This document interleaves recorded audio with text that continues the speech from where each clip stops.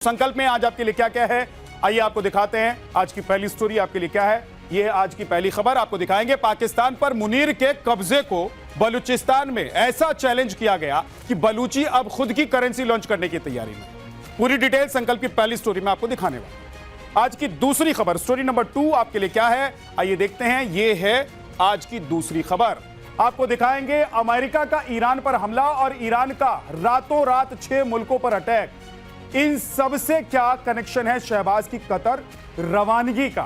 संकल्प की दूसरी स्टोरी आप देखने वाले। आज की तीसरी खबर, स्टोरी नंबर 3 आपके लिए क्या है, आइए देखते हैं। यह है आज की तीसरी खबर। आपको दिखाएंगे देश की राजधानी दिल्ली में खुलेआम हथियारों से लोगों को मारते गुंडे हों या फिर पंजाब के चंडीगढ़ में हुआ मौत का तांडव।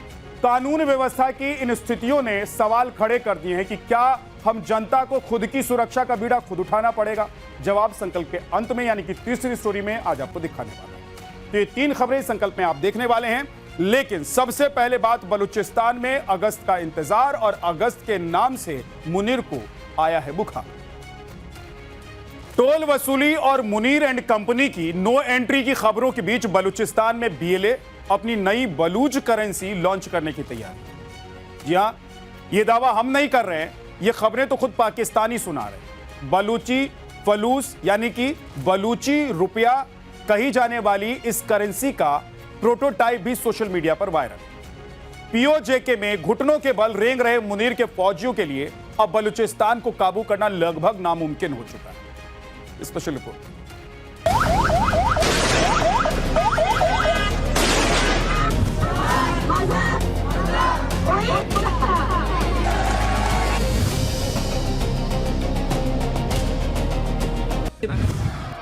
पीओजेके में लोगों का दमन करके अवाम की आवाज दबाने में बिजी मुल्ला मुनीर को बलूचिस्तान से जबरदस्त झटका लगा है।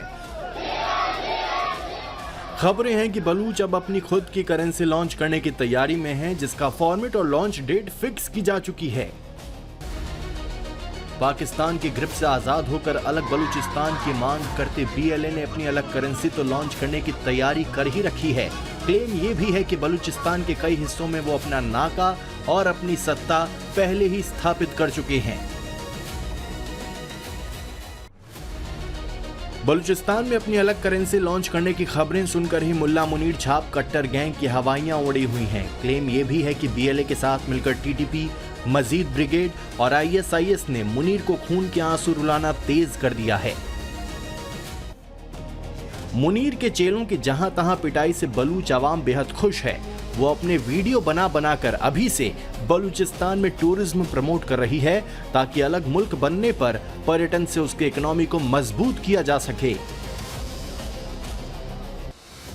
पाकिस्तानी आवाम सवाल पूछ रही है कि खुद को दुनिया की नंबर 1, जी हां, नंबर 1 आर्मी क्लेम करने वाला मुनीर गुट और उसकी खुफिया एजेंसी आईएसआई क्या मटर छीनने में ही बिजी रही, जो बीएलए ने बलूचिस्तान में तख्ता पलट का खाका खींच दिया।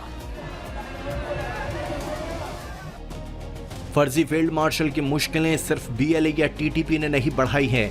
लोगों में मुनीर की फौज की घटती साख और उसके खिलाफ लोगों में बढ़ती नाराजगी भी मुनीर की नींद उड़ा रही हैं।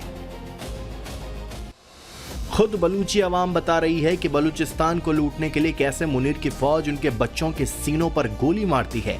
पाकिस्तानी फौज की इसी लूट ने आवाम को बीएलए के करीब और मुनीर से बहुत दूर कर दिया है।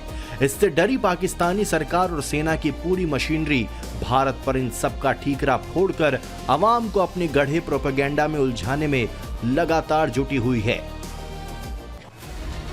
दशकों से अपनी आजादी की लड़ाई लड़ते बलूचिस्तान ने अपना अलग झंडा तो बहुत पहले ही लॉन्च कर दिया था। अब उन्होंने इससे आगे बढ़ते हुए अपनी खुद की करेंसी लॉन्च करने का ऐलान कर दिया है।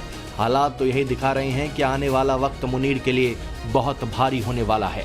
Bureau report, times now Bharat. दूसरों को नसीहत, खुद मियां फजीहत, यह कहावत पाकिस्तान पर बिल्कुल सटीक बैठती है। जो पाकिस्तान ईरान अमेरिका के बीच युद्ध विराम का लगातार क्रेडिट ले रहा था, शांति दूत का ढोल पीट रहा था, अब उसकी पूरी दुनिया में थू थू हो रही। अमेरिका और ईरान के बीच संघर्ष फिर से भड़कने में पाकिस्तान का खैरात लेने का प्लान पूरी तरीके से फेल हो गया। ऐसे में पाकिस्तान अब ईरान और कतर से युद्ध विराम की गुहार लगा रहा है। लेकिन अब बिरादर मुल्क की तो छोड़िए, खुद पाकिस्तान की आवाम की नजरों से ही शहबाज मुनीर गिर चुके हैं। उनके झूठे वादों और झूठी तसल्लियों की पोल खुल चुकी है। कैसे शहबाज और मुनीर आवाम के लिए शांति दूत से झूठ के सौदागर बन गए, ये स्पेशल।